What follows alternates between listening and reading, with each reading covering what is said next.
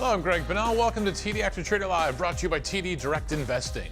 This is your educational one-stop shop for in-depth market analysis and investment insights to help boost your trading potential. Coming up, technology stocks are leading markets lower globally. A sell-off in SpaceX and other AI-related names is raising some fresh questions about valuations and the next phase of the AI trade. Micron sits at the heart of the AI build-out, but after a massive run, can the company's results and outlook support another leg higher in the stock? Our trading debaters are here to examine both sides of the trade, walk you through options strategies for both the bulls and the bears. And Nike reports earnings next week. We're going to take a look at whether the athletic apparel giant is making some progress in its turnaround efforts and what investors will be watching for in the company's outlook. That is all ahead. Don't forget to like and subscribe. You're watching TD Active Trader Live.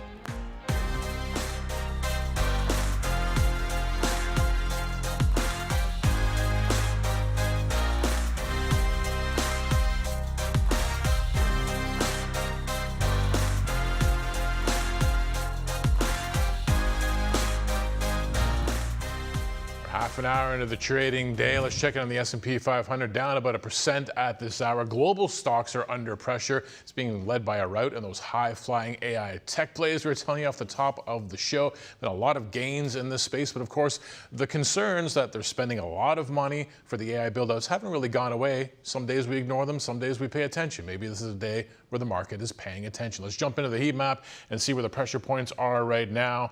And it's not surprising we're seeing NVIDIA down 2.5%, but we'll get to Micron in a second. You can see it there pretty prominently. AMD, Intel, Texas Instruments, Lam Research, Applied Materials.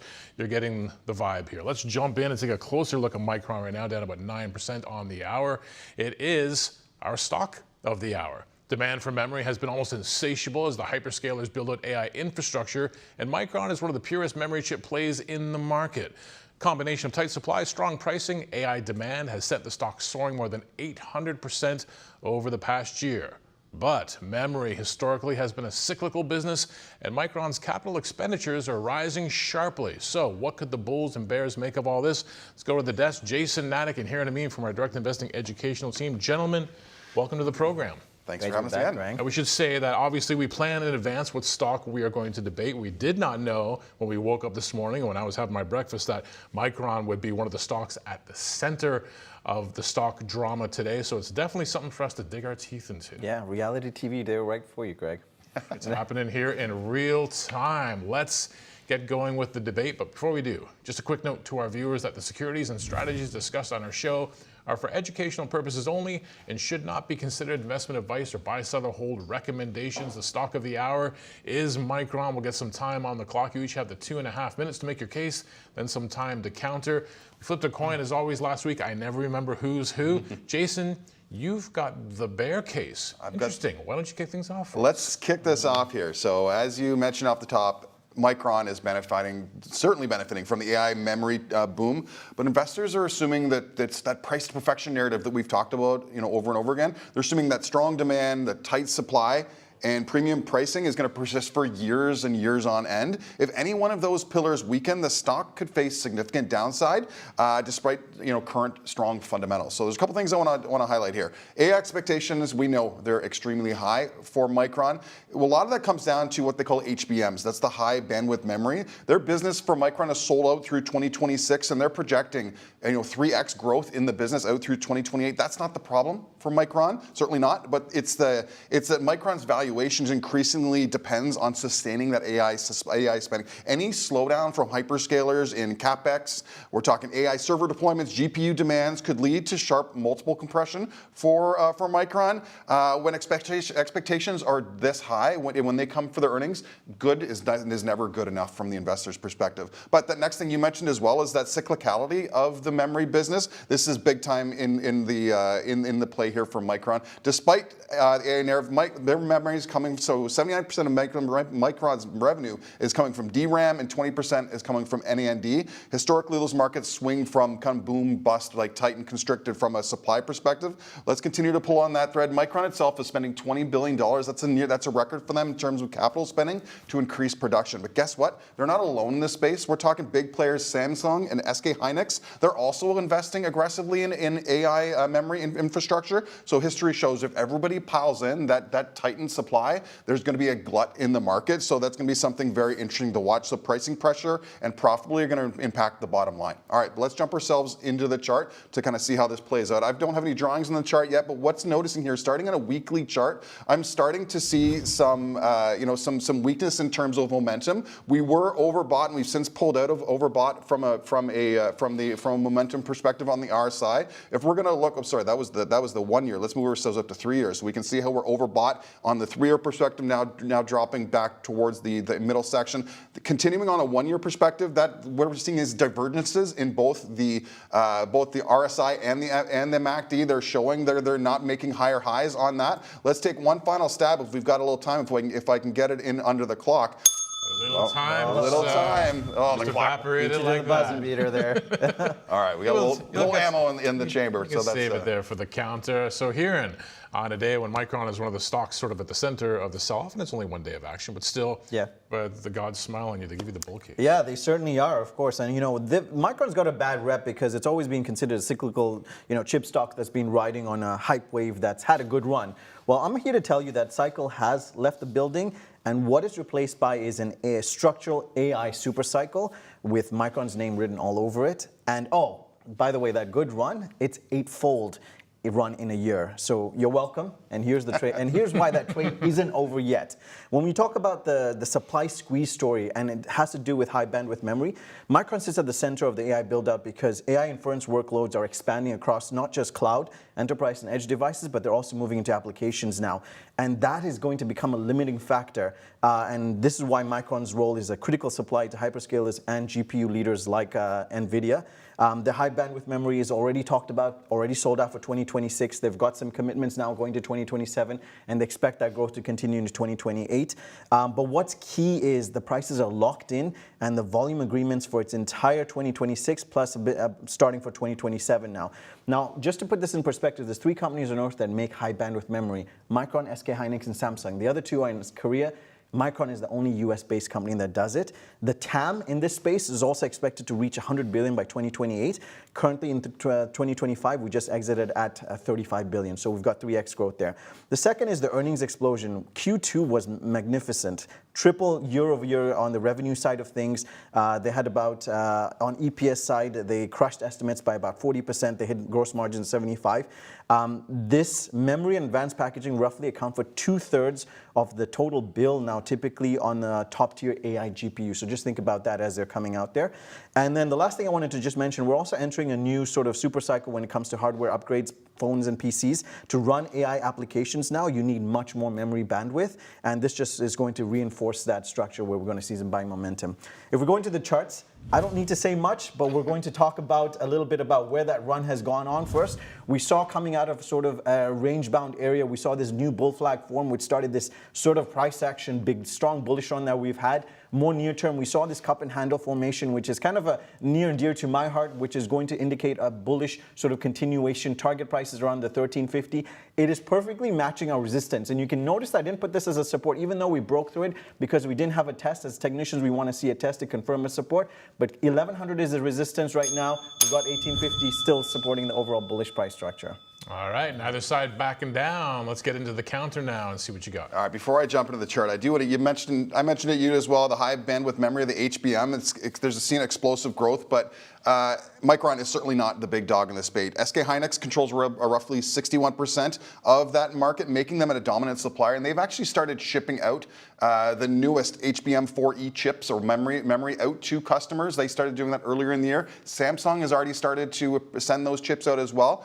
We're not expected to see these from Micron until the latter half of 2027. So there's an opportunity here for AI customers to concentrate around this, and they could be separated from that growth. AI data center cake is so enormous that all 3 players can get fat eating it, okay? So it's not about taking market share. Also, Micron was the first, when you mentioned that high bandwidth memory, specifically the 12 high chip and the 16 high, they were the first to mass ship this and mature yields on their advanced 1 gamma node. We're getting really technical here. We are. But they aren't chasing the competition, they are setting the pace. Also, when you think about like on a competition side of things, yes, SK Hynix and Samsung are certainly up on the top.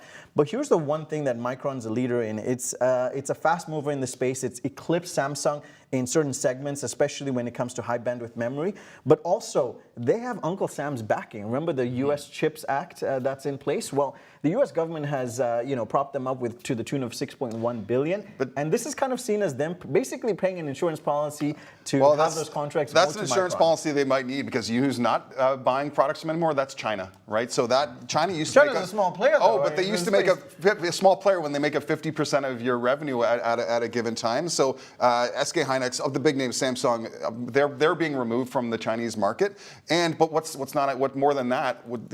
They've now found competitors from that market. We're talking CXMT in their DRAM business went from 3% market share up to at the end of 2025 to Q1 this year up to 8%. That's the industry-leading fastest growth in that industry. So it's no longer a three-player oligarchy. You've got these other foreign competitors that are getting government back. Can we just talk about what's at hand? We've got Q3 coming up earnings. Okay, here's the guidance I want to just point out to you. So they're expecting $33.5 billion. That's 278% year-over-year growth. The margins are expected to get to 81%. So they've extracted. They came out of 75 and they're moving up to 81.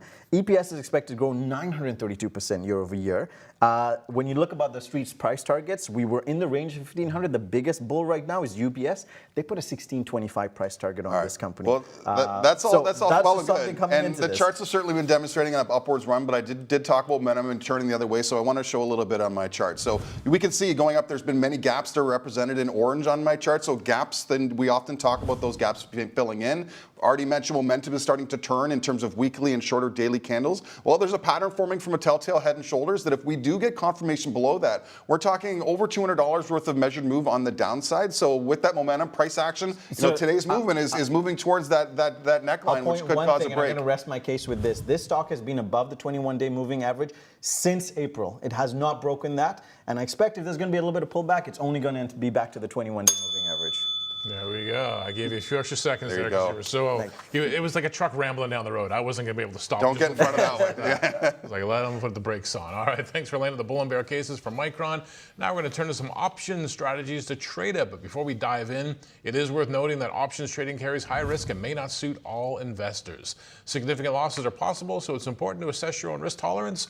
Make sure you do your own due diligence before engaging in trading. Jason, let's start. How could a bear trade Micron? Yeah, let's do that. So just want to first step out and say that Micron's options can be quite volatile. We were chatting this morning. We're talking the IV percentile. We're at like 100%. So these things, the premiums are juicy. They're very expensive. There's a lot of volatility. We've seen day to day like $70, $80, $100 moves. These are happening in this stock, even though the gaps that you saw on my chart. So that makes it challenging, and earnings adds an extra layer of complexity to this. So we really want to make sure that we're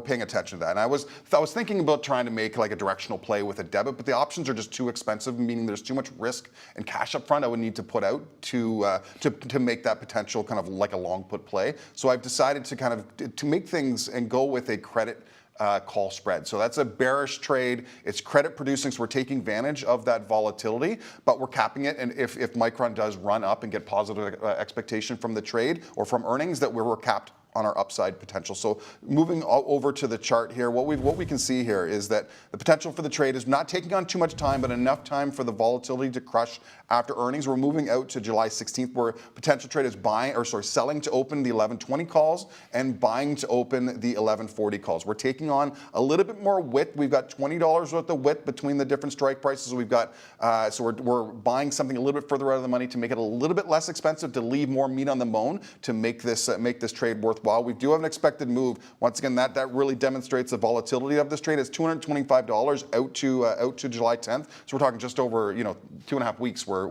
it's quite a range, and it very well could move more to the upside or downside than that. So with this trade, once again, risk defined because we've bought the further out of the money call to kind of limit it. So that gives back some of our premium. I'll bring up my order entry at the bottom here. These are going to move quite a bit. The spread between the mid and natural can be quite big. $5 is kind of where I had it pegged out when I drew this up before. But these are moving, so you need to make sure if you're going to get in, that you're going to be getting in with enough credit to make sure that risk that you're taking on is going to be worthwhile for the trade. And I know the risk conversation is coming right along with it. Risk is defined. It's defined, but we need to understand that going in. So if we do take $5 from credit on this trade. The risk is going to be the width of your spread. So in this case, $20 less your credit. So you're risking 15 to make 5. Okay, interesting possible play there. How could your side possibly play there here? Greg, we're going to play on that same theme of volatility. Obviously, as Jay mentioned, very high volatility. You got certainly wide spreads on these options. So one of the ways you could trade this is if you wanted to look as an attractive entry point into the stock, a strategy you could do is an uncovered short put strategy, essentially. So the idea is just looking at, I've got the 4-hour chart just pulled up here. I just wanted to point out kind of how the rationale was in choosing our put strike was we identified an area that we saw very strong demand whenever it did bounce. It is a volatile stock, so it can run up like $100 a day and then it can drop by $100 the next day. And we saw this key line at the 890. And so the strike I decided to go with is the 950 put going out for just shy of a month to the July monthly cycle there. We're looking to collect a credit of about $60 on this trade to really make it worthwhile. And the rationale behind this is because it gives us enough protection. It puts us right at our break-even price of $890, which lines up with kind of where the key support level has been over the last sort of medium to shorter term over here. So you're juicing in $60. If you think about that on a single contract, that's $6,000 you're collecting. Now, that means because if you're taking on this kind, if you're getting this kind of credit, the markets means there's going to be quite a bit of risk that you're going to have to work with. So let's just talk about that. I'm just going to do a bit of a reveal here. The number is a bit eye-popping. It's $890 on a single contract, or $89,000, and the reason it is because we're doing an uncovered put strategy. Now, if you were more risk averse, you could obviously do a spread similar to what Jay would cap off and buy another put. It would reduce your credit, but it also cap the loss. But, you know, this is the Wild West. So we're going for an uncovered, but I also don't mind owning the stock because that's another risk over here. If the stock does fall down below 950, we get protected up till 890. Below that, we have obviously assignment risk, so we have to pick up 100 shares of Micron at 950. May not be bad based on what we've analyzed there. The upside is the stock stays above 950, we get to keep the 6,000 and redo this all over again.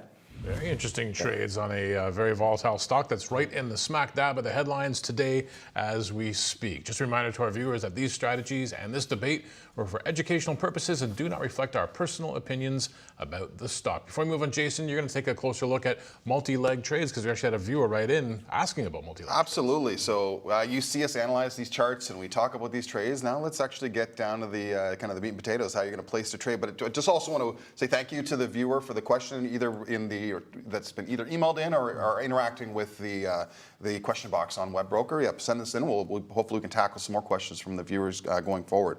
But let's jump into the chart, or rather into the chain, and we'll get this accomplished. So one of the nice features within TD Active Trader is you can actually do up to 4 legs of a trade. So we've talked about condors and butterflies and spreads. They can all be accomplished in one trade here in the platform. I'll show you how easy that can be. So if we're going to be drawing up, maybe starting with a bear call spread, so we're going to be selling something close to the money. You may have noticed these little plus buttons next to the left or the right, and the left of the ask or the bid and right of the ask. You're able to click on these to get your legs into your order ticket that will pop up from the bottom of the screen. And if you wanted to then continue to add additional legs into your trade, just simply click on the corresponding bid or ask price in this one if we're going to be buying it. So there we go. We've got a bear call spread drawn up. If we want to continue to add legs to turn this into an iron condor, do the same thing that you did on the left-hand side of the trade. So if we wanted to go ahead and sell our puts there at 11.15, we can go ahead and buy some puts on the other side just by clicking on the asking price. And there's our iron condor, just through 4 simple clicks.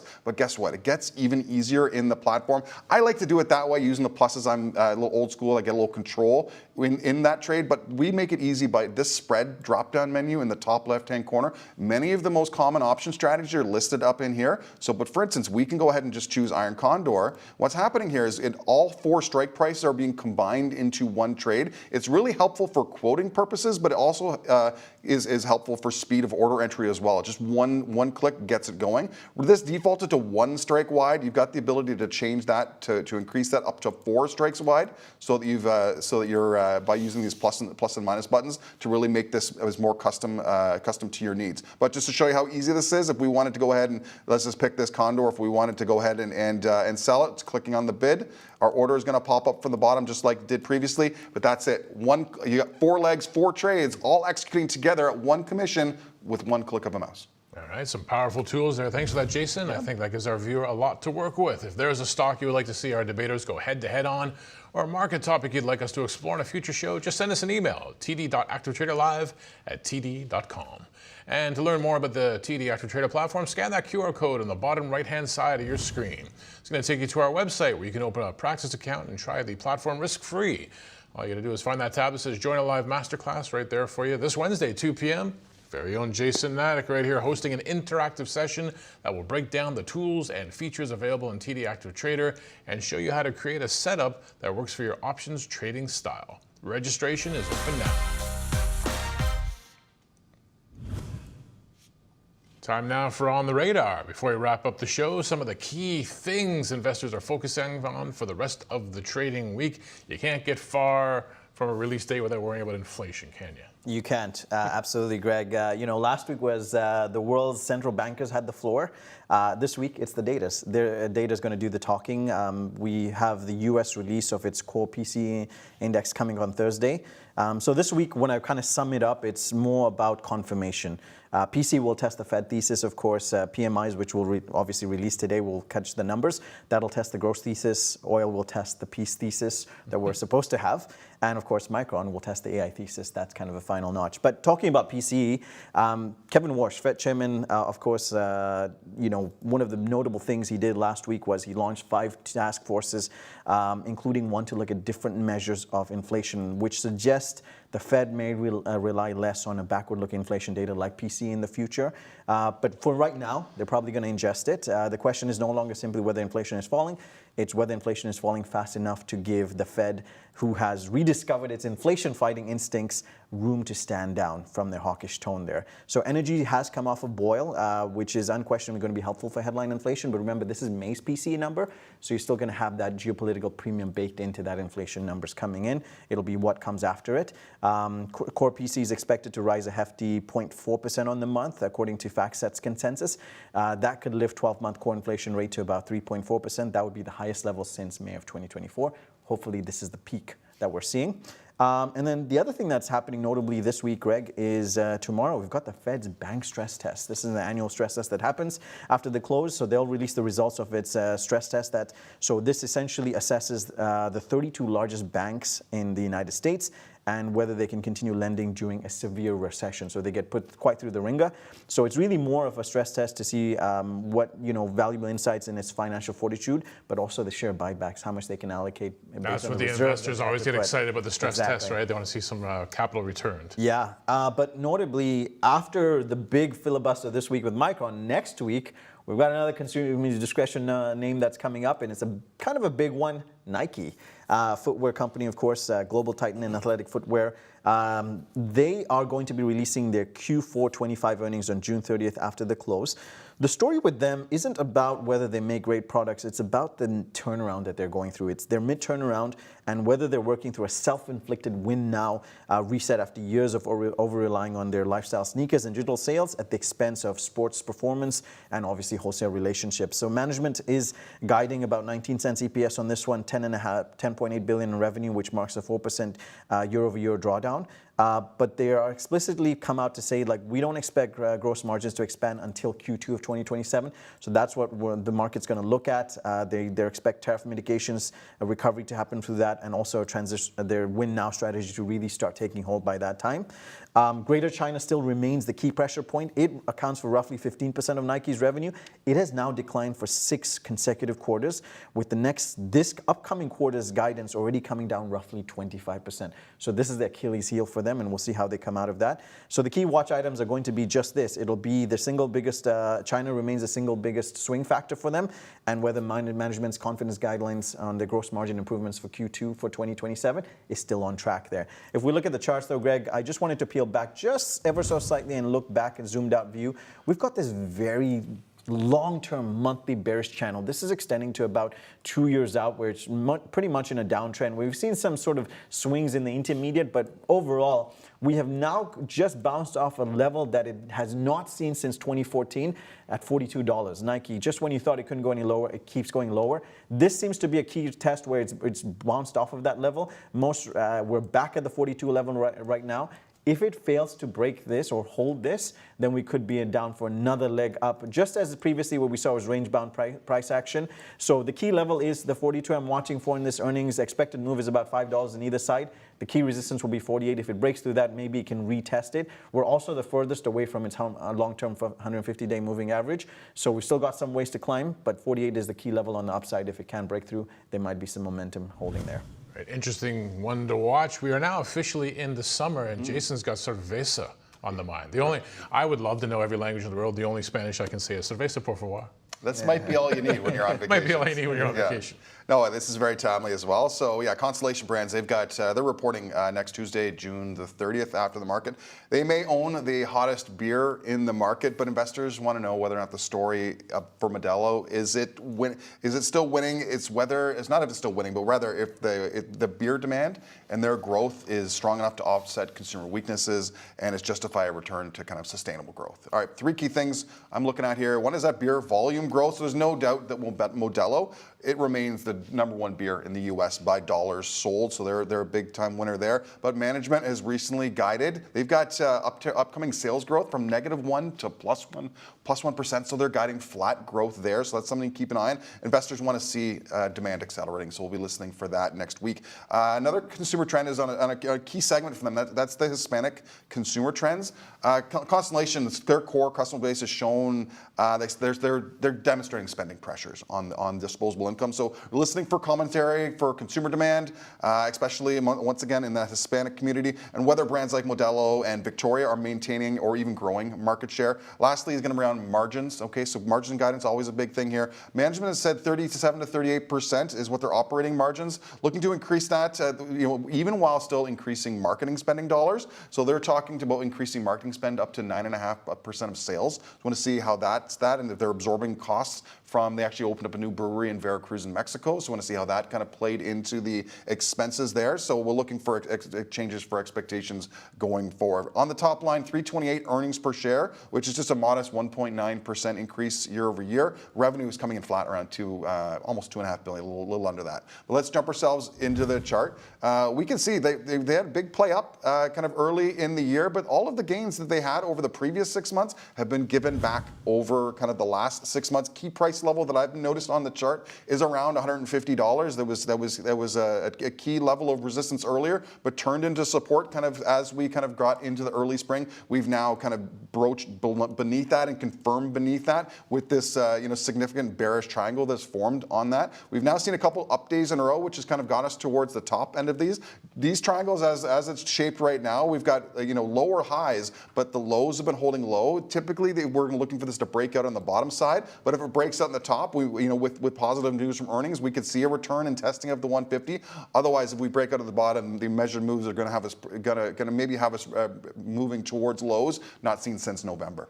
Okay, 2 very interesting names to keep our eyes on. It is time to decide who will be arguing which side next week when we debate Suncor. Jason, you're in the hot seat today, but actually Matt's filling in for you next week, so you're deciding the fate. This is the least stress I felt for this segment ever. So, yeah. He's like, I don't care which side this thing lands on. You get the big TD by itself on this side, you get the bull case. If you get all the TDs on the other side, you end up with the bear case. This is for you, Matt. Boom, up in the air, into the lights, didn't lose it. Oh, look at that. The big TD. You got the bull case for Matt. Matt's got the bull case break the hoodoo on Suncor for his guest appearance. All right, sounds good. That's it for the show today. As always, investors should perform their own due diligence before engaging in trading. Thanks for watching.